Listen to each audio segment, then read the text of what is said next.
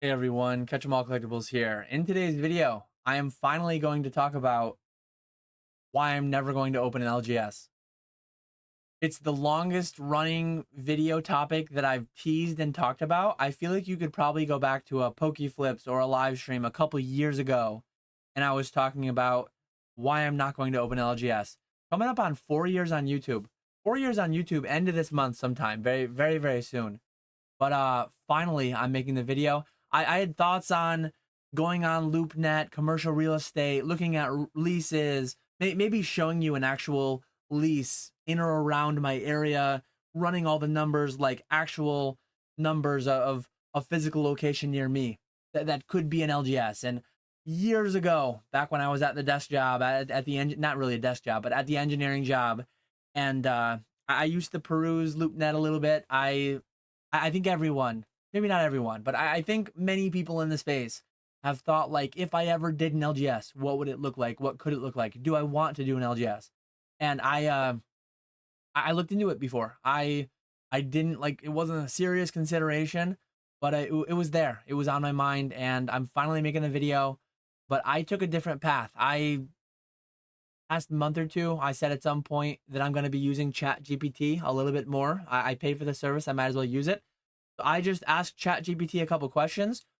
We don't need, no one needs this full screen the whole time. Some people watch me on a 65-inch screen. Still blows my mind.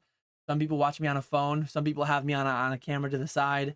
That's probably the best place for me while you're pre-grading, while you're doing whatever. But let's go in.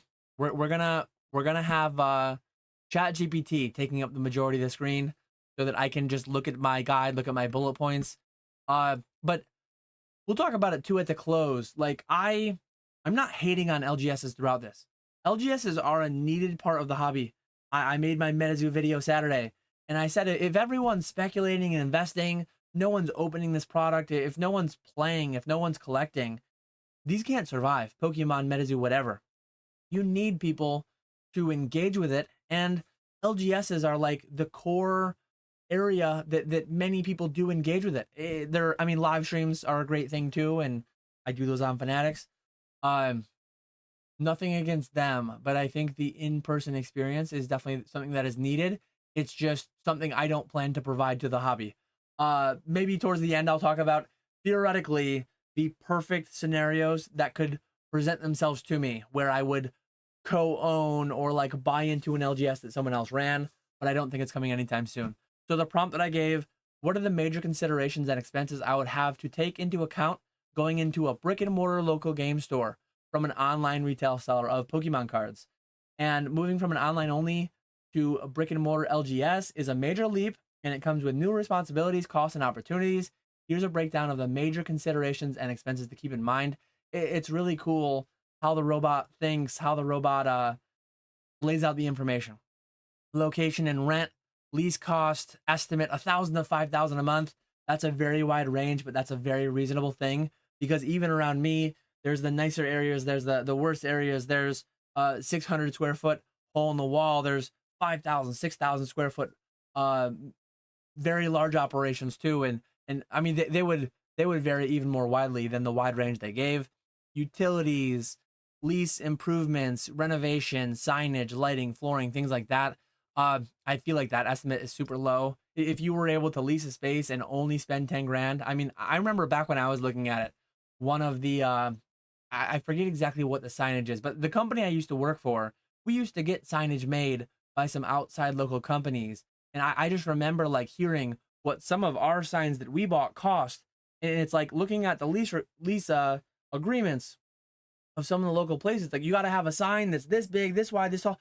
Some of the signs would cost you 10, 15, 20 grand if you were in the right plaza with the right requirements. A lighted sign this big in this place, mounted on a pole, mounted on the building, whatever. Those numbers can really go up. But inventory expansion, this is probably one that wouldn't really hit me very hard. I have the pallet investments. I have a pretty decent size operation going. It would just be a matter of physically moving that into that location. Wouldn't be drastic for me there. Fixtures and furnishings, display cases, you got to have your cash register. You got to have like all that stuff, shelving. Maybe you're buying a now defunct, going out of business LGS, maybe you get that as part of the deal. But these are considerations that could come up. Big one for me is I know I have PK, I know I have Panga, I know I have Skya, I know I've had Retro do stuff with Japanese boxes on my eBay, but those are not employees. That's business to business.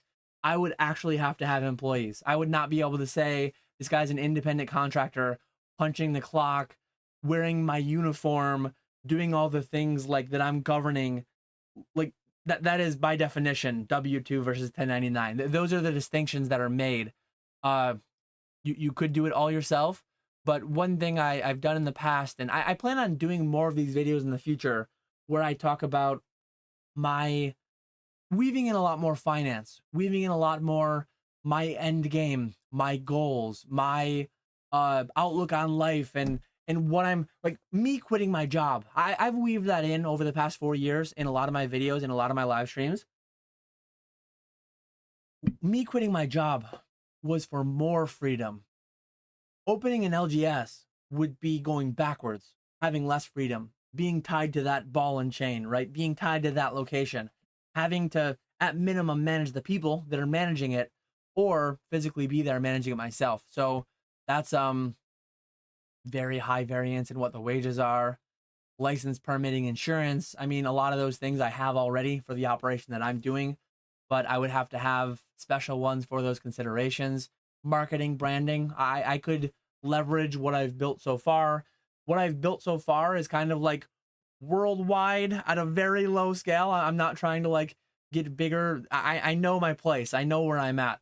But what I'm trying to say is I don't have a big presence locally at all. I occasionally will sell to some friends for their niece nephew birthday party. I'll sell to some the neighbor kid. I'll sell some product locally, but the name, the brand Catch 'em All Collectibles that I've built over the past 11 years, if you say that to people higher up in the Pokemon space, like eBay knows who I am, Fanatics knows who I am, a lot of these companies, a lot of people in the space like higher up, a lot of the other businesses know who I am. But if you go to the LGS in my town, if you go to LGSs within 30 minutes of me, no one's gonna know who I am. Maybe one random person by chance. But I would need to work on that. I would need to do that all the things I've done online digitally. I need to like leverage that locally. So it wouldn't be starting from scratch, but it would be rebuilding a lot of it. And I just don't intend to go through that all. I think that's one of my weakest points, is knowing how to do the marketing and branding. I think that's not a surprise to anyone who's followed me for a long time. Monthly overhead. This is a big one. I did a video before. I did a video before on my personal finances. My entire household family finances, our entire household budget, our entire household spending for a family of 4 is like 60 grand a year. Do I really want to increase the risk to my personal family finances? Do I really want to take on another building and double, triple my overhead? Like, no, not at all. That's huge. I already pay. And nice thing about working from home, nice thing about office use of home, is that some amount of my taxes that I pay, some amount of the utilities that I pay are prorated on a percentage basis of the square footage that I use exclusively for business. I actually live in the house that I live in cheaper because I work out of it. So like I'm subsidizing the house that I'd be living in anyways because I'm an online retailer. The second that I go get an LGS, now I lose all that. And so it's a double whammy. I lose the ability to lower my cost on this stuff by writing off a portion of it. Now I have to additionally commute. So it's like a triple whammy. I lose the write-off of my residence that I live in anyways. I add a commute. I add all that additional mileage. And then I add double, triple my original overhead. And that's talking about my personal overhead. But it's like if I own and operate a business that has an overhead 1-2 times of my family household, like I still gotta make ends meet with that in the equation now, right? So all that stuff is relevant.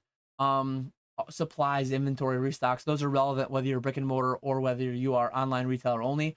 One thing that I do, and maybe I haven't read through this whole thing. I skimmed it over quick and then I'm like, yeah, let me make a video with it. Community and event strategy. I don't play the game. I don't know how to play the games. Maybe someday I could learn that. You've got to meet all the stringent requirements that Play Pokemon has. any other games that you want to carry. Maybe you could be. Where I live, you might not be able to survive as Pokemon only. You might have to do Orcana. You might have to do One Piece, MetaZoo maybe. You might have to do Magic, all these different games, because like within 10 miles of my theoretical location, there would be significantly less people than if I lived in New York City or some other big metropolitan area, right? So I might have to diversify and branch out into a lot of things that I don't know as well. And I just don't want to do that. I don't want to do that. That's another reason for the pile of why I'm not going to have an LGS. Transition from online to physical. Maintain your online presence as a secondary revenue stream. Very wise. Sync inventory systems if you're using shared stock. There are things that you can do. It doesn't really say consider cross promotions. So yeah, without any additional prompting, they just did all this for me. They did all this for me. Inventory expansion, fixtures and point of sale, licenses and insurance. It's just interesting. I think the startup cost would be significantly higher than 11,000 to 53,000. I guess the top end of that range might be reasonable. Top end of that range probably is reasonable. But one thing I did, I went further. It's like I'm not some small operation as of right now. Like I'm on pace. I made a video before. My goal for 2025 is to sell $4 million of Pokemon cards, counting consignments, counting the live streams, counting eBay fanatics, counting everything, Heritage, ComC, counting every avenue that I sell through. I plan on selling $4 to $5 million, maybe more than $5 million if we do a stretch goal. We'll have to see partway through the year where we're. Q1 is almost over. Start at Q2, I'll have to run some numbers and see what I'm on pace for. But I said, like, what if I wanted to do $5 million a year? And I'm currently projected to sell $5 million a year online total gross sales. What would I need to replicate that for an LGS? Obviously, quite an unreasonable thing to expect that what I've built in 11 years online, counting consignment, counting utilizing Skya, utilizing PK, utilizing Panga, utilizing Fanatics, counting all the business to business that I do, trying to put that into one physical location in upstate New York, entirely unreasonable. And it says right here, if you're currently grossing $5 million a year online selling Pokemon cards, replicating that in a brick and mortar LGS is a huge undertaking. I love how it italicized huge. It is, I just love robot to robot. I love the interactions. Not impossible, but very rare in the LGS world. Here's a breakdown of what I would take to approach or support that level of gross revenue in a physical retail setting and what you'd need to consider to make it happen. Understanding the scale. This is all. So this was a raw new interaction with ChatGPT. I opened a new tab and you are seeing the entire interaction. There's no preface to this. This is the one prompt I started with and I got all this. And this is the second prompt that I made, and that is it entirely. And maybe ChatGPT probably has some amount of a memory, some amount of a history. It's responding the way that I guided it to respond in the past when I'm talking about whatever else I've talked about with it with. But it's fascinating to me. To reach 5 million gross, you would need to operate at a significantly larger scale, combine online and in-store. That would be cheating, right? Starting an LGS, doing 5 million online, and then saying, oh yeah, my LGS did 5 million that my business was going to do anyways. Run multiple locations or heavily invest in events, community, and high-end singles. Reverse engineer the volume. I very much appreciate that as a former engineer. Like, you want to do 5 million, well, figure out what that would require. So let's say your average in-store transaction is 30 to 50. That's probably reasonable. I mean, boxes used to be 100. Boxes are 250 now. So boxes are 250. You're going to sell a lot of singles. You're going to sell some single packs. You're going to sell some ETBs. And 30 to 50, like, ChatGPT isn't coming out of nowhere. That feels reasonable. So if your average sells 40, you got to do 125,000 $40 transactions a day. Sorry, a year. And what that means a day at 6 days a week, you got to do 400 transactions a day. That's extremely italicized high for a single location. Even with events and loyal customers, it would be nearly impossible to hit those numbers solely through in-person walk-ins. One thing I really liked about looking at LoopNet is I never had like a good vibe for like, I live near the thruway. When you look at commercial real estate, you see traffic surveys. It's like, hey, this location is right near New York Thruway 90. It's right off the exit. This one is right near New York State 5, New York State 31, New York State 26. Like these different roads. This location is near this area, and this area, this road sees this many cars an hour. And that was like looking at commercial real estate years ago on LoopNet, looking at it recently this past week planning for this video. It's if you did the math on, okay, I need 400 sales and I'm on a road that gets 4,000 cars a day. 10% of cars driving by your thing are not going to go to your store. Maybe I could ask ChatGPT and it would probably tell me like what percent of, I'm not going to go that deep with this video. It's already going to be too long, but not plausible numbers where I live, not plausible numbers, but it's fun to reverse engineer the math, see what it would work out to. Realistic strategy to replicate, high traffic, well designed, strong in-store inventory, regular events, premium case displays. I think it yeah, attract regional attention. It's talking about getting really big. If I told it my zip code, it would be like, damn, that's not happening. I'm sorry. Use it as a fulfillment hub for your online orders. Like that would be the way. Live streaming in the back, setting up KetchumAllCollectibles.com, selling cases, selling boxes through the website. And it's just interesting that this all comes to it. Staff and systems, you need a full staff, event coordination, online order fulfillment, Finder POS, Shopify, Crystal Commerce. It's cool how it pulls all this stuff in. Capital required to launch at that scale. Lease and build out 20 to 100,000. Now we're talking the kinds of numbers that I thought we'd see. Initial inventory 100 to 500,000. I mean, again, I've been around for 11 years. I'm doing the, like I have in excess of the range that it said for initial inventory. So I could skip that. But a lot of these things, 10 to 30 grand. I think the build out, I mean, it is saying 20 to 100,000 for the build out, 10 to 30,000 for the cases. I don't know that would entirely do fixtures, tables, display cases, but maybe that's close. Let me know if you're an LGS and you think these numbers are entirely unreasonable or kind of in the ballpark. Let me know what you think. But I promise you, I'm not planning on doing this at all. It's just an exercise for fun. Staff salaries for the first 6 months, 60,000 to 200,000. I don't know, like if that's for the first 6 months. So maybe they're talking about 3 or 4 people there, maybe 1 or 2 full-timers, a couple part-timers. I don't know what exactly they're getting at. I could ask them. I could ask them, like, one thing about ChatGPT, like, you can just say, like, who were you talking about with the staff salaries? How many people was that? How many full-time? How many part-time?